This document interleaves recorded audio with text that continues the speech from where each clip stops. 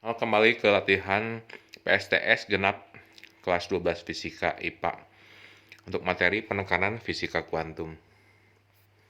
Kita akan mengerjakan beberapa soal. Berikut soal yang pertama.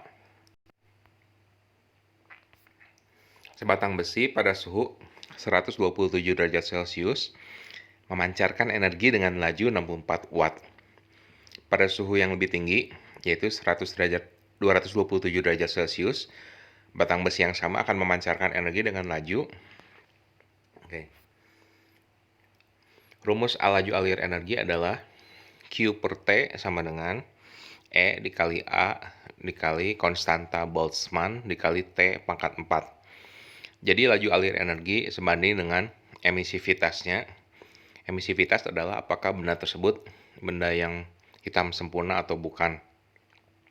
Sebanding juga dengan luas penampangnya dan juga dengan pangkat 4 dari suhu mutlaknya. Kita lihat dari soal ini, variabel yang diubah adalah suhunya saja. Jadi kita dapat gunakan perbandingan Q per T2 dibagi Q per T1 sama dengan, kita tuliskan kedua rumusnya berturut-turut untuk bagian di atas, bagian yang kondisi kedua, dan bagian di bawahnya kondisi pertama. Nah, karena bendanya sama, kita dapat coret untuk E, A, dan konstanta dapat dicoret, sehingga kita tersisa menyisakan Q per T2 per Q per T1 sama dengan T2 per T1 pangkat 4. Nah, sekarang kita masukkan besar suhu dan besar Q-nya. Kita lihat bahwa untuk suhunya itu harus dalam Kelvin. Jadi kita tinggal jumlahkan 227 ditambah 273 jadi 500. 127 ditambah 273 jadi 400. Kita dapat kerjakan seperti perhitungan berikut. Kita dapat peroleh hasilnya adalah laju alir kalornya adalah 156,25 watt.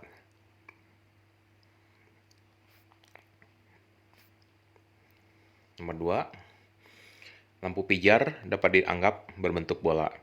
Jari-jari lampu kedua adalah 0,6 kali jari-jari lampu pertama.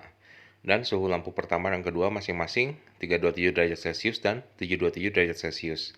Ditanya nilai perbandingan antara daya kalor radiasi lampu pertama dan lampu kedua. Berikut pilihannya. Kita gunakan rumus yang sama. Namun untuk kali ini, A-nya ada perubahan. Karena lampu dianggap berbentuk bola, berarti luas A-nya ada luas permukaan bola, yaitu 4 pi r kuadrat.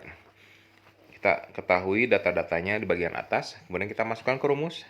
Sekarang yang bisa dicoret adalah hanya E dan konstanta Boltzmann. Untuk A dapat diurai menjadi rumusnya adalah 4 pi r kuadrat. 4 pi-nya dapat dicoret. Kemudian kita masukkan informasi yang terkandung di soal. Kita punya R2 itu 0,6 R1, kemudian T1-nya 600 Kelvin. 600 diperoleh dari 327 derajat Celcius ditambah 273. Jadi untuk mengkonversi suhu dari Celcius ke Kelvin, kita tinggal menjumlahkan dengan 273 saja. Untuk T2-nya 727 ditambah 273 berarti 1000. Kita dapat selesaikan, kita peroleh hasilnya adalah 9/25.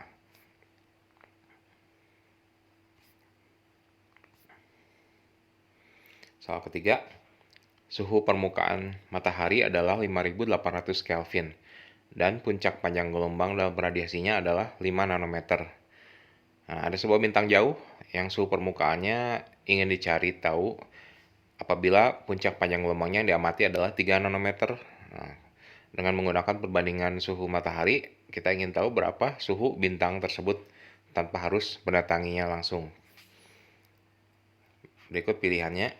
Kita gunakan rumus lambda max dikali T sama dengan C.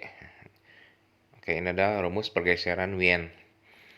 Karena C ada konstanta, berarti kita dapat ubah rumusnya menjadi lambda max 1 kali T1 sama dengan lambda max 2 dikali T2.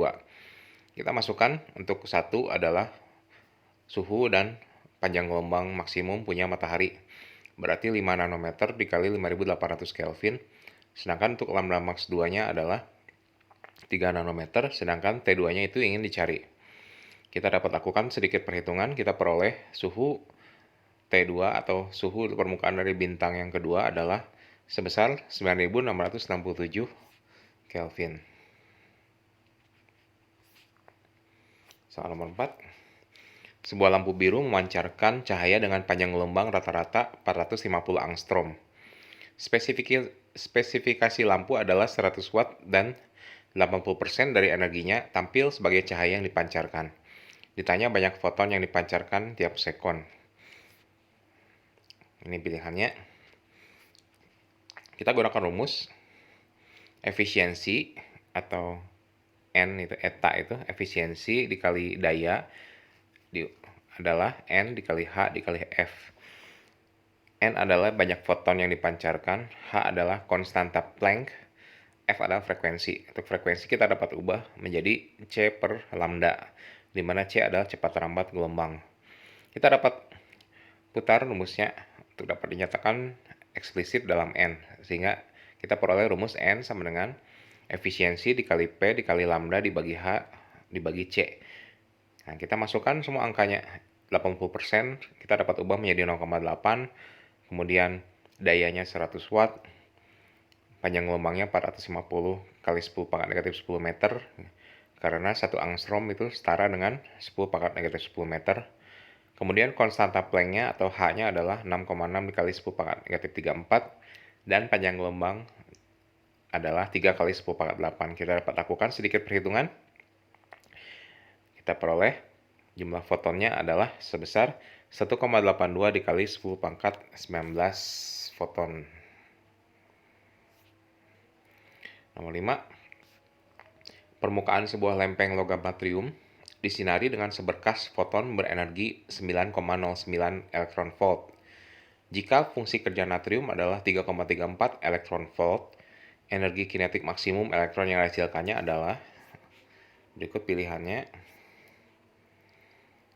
Caranya adalah kita gunakan rumus energi kinetik maksimum adalah energi yang dipancarkan dikurangi fungsi kerja logam atau E0, atau bisa juga simbolnya itu W untuk fungsi ambang. Kita tinggal masukkan karena satuannya sudah sesuai, berarti energi fotonnya adalah 9,09 elektron volt dikurangi fungsi kerja natriumnya adalah 3,34 elektron volt. Berarti kita peroleh energi kinetik maksimum elektron yang dipancarkan oleh logam, yaitu efek fotoelektron, adalah sebesar 5,75 elektron volt saja. Oke, soal ke-6. Kita punya cahaya dengan panjang gelombang 4000 angstrom datang pada sebuah permukaan natrium yang memiliki panjang gelombang ambang fotoelektron 3000 angstrom. Ditanya fungsi kerja natrium. Oke. Nah, kita mesti ingat bahwa fungsi kerja adalah energi ambang dari logam. Jadi yang kita perhatikan adalah panjang gelombang ambang, yaitu 3000 angstrom. Jadi kita tidak perlu melihat cahayanya. Rumusnya adalah fungsi kerja logam adalah W sama dengan H dikali F0 atau H dikali C dibagi lambda 0, di mana lambda 0 adalah panjang gelombang ambang dari logam yang sifatnya itu unik untuk tiap logam yang berbeda. Kita dapat masukkan H-nya itu 6,6 dikali 10 pangkat negatif 34. H itu adalah konstanta Planck. C-nya cepat lambat gelombang yaitu 3 kali 10 pangkat 8. Lambda 0-nya 3000 angstrom berarti 3000 kali 10 pangkat negatif 10. Kita peroleh fungsi kerja natrium adalah sebesar 6,6 dikali 10 pangkat negatif 19 Joule. Namun apabila kita melihat di option, ternyata kita ingin mengubah Joule menjadi satuan energi lain, yaitu elektron volt. Konversinya adalah 1 elektron volt sama dengan 1,6 dikali 10 pangkat negatif 19 Joule. Berarti untuk mengubah dari Joule ke elektron volt, kita dapat membagi 6,6 dikali 10 pangkat negatif 19 dibagi 1,6 dikali 10 pangkat negatif 19. Kita peroleh jawabannya adalah 4,125 elektron volt. Oke, sekian dulu untuk video kali ini. Jangan lupa untuk like dan subscribe untuk dapat, dan juga nyalakan lonceng agar dapat memperoleh notifikasi untuk video-video seperti ini di channel pendidikan ini. Oke, sekian. Terima kasih. Have a nice day.